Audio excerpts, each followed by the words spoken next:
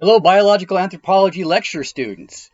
The theme for this week is Neanderthal versus human. In other words, what is a Neanderthal, and in what ways are they similar and different to us?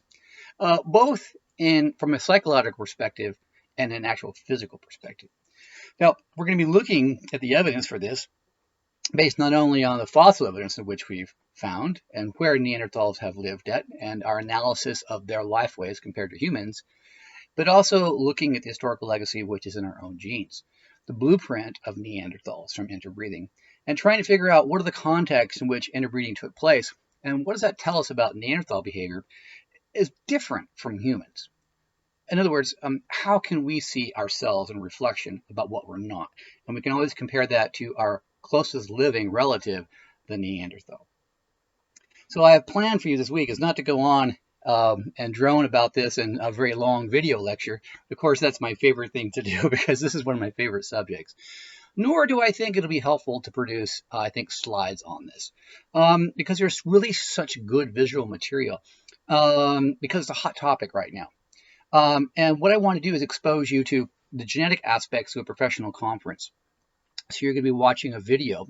It's from the CARTA organization, and this is where we meet professionally to discuss these things, annually what's been found. And you're going to be looking at a discussion that was done back, I think it's April 24th, just about 2 years ago, I believe, 2 or 3 years ago, on Neanderthal DNA. And you're going to look at the top minds discussing this and what the legacy is and how we go about looking for Neanderthal. So that's one that I want you to watch. The second film is just titled Neanderthal. This was produced, and one of the narrators, his name is Christopher Stringer. Christopher Stringer is one of the leading experts in Neanderthals. He does primarily most of the narration in this film. And what they've done is try to take you back in sort of a video sort of way, or I guess a recreation of Pleistocene Western Europe, which was a stronghold for Neanderthals. And we're looking at the context of their interaction between modern humans as modern humans began to move into their areas, as early as 50,000 years ago, leading to the demise of the Neanderthal by 30,000 years.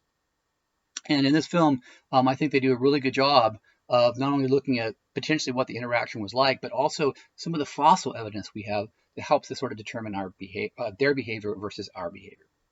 Now, the last film I have is Dan Lieberman's film. He did a video on Born to Run. And it closely allies with the book you're reading right now, Story of the Human Body, who's also written by Dan Lieberman. In a way, this video segment he does sort of condenses many of the chapters and sort of highlights what he was discussing in the book. Now, I caution you that this video doesn't supplant all the information in the book, and that book can be used for you as a wealth of information for quotes and other things for your term paper, the end of the term paper, or your final exam. But this video will help you get some information too. Between those three, that will be about 3 hours of time of viewing. Thus, I'm not going to be producing any slideshows with sound because I know those take a great deal of time to go through, nor am I going to continue on with a lengthy video discussion, although that would be my preferred because I love this subject of Neanderthals. It's really enthralling. Okay, so I want you to view those, and more importantly, remember when you're watching these things, think about how would you answer a question on maybe what is a Neanderthal, or a question on what is it to be modern human, or maybe what are humans evolved to do. And when you're seeing information like that in these films, take it down. At least record where in these video those really good pieces of information that you might want to use answering a question.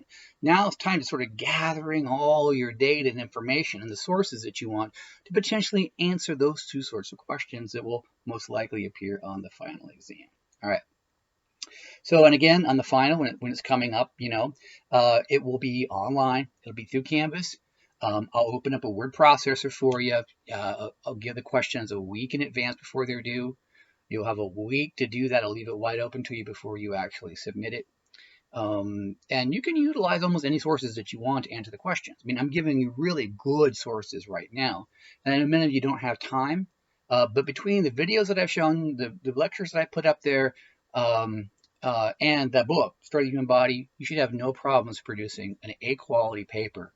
But What I'll do is when I actually post the exam up when it's time to do, I'll give you a little bit of a rubric of what I'm going to be looking for lengthwise and quality-wise, so that you can work as hard as you need to get you to your targeted grade, whatever that may be. All right, take care. Enjoy your viewing.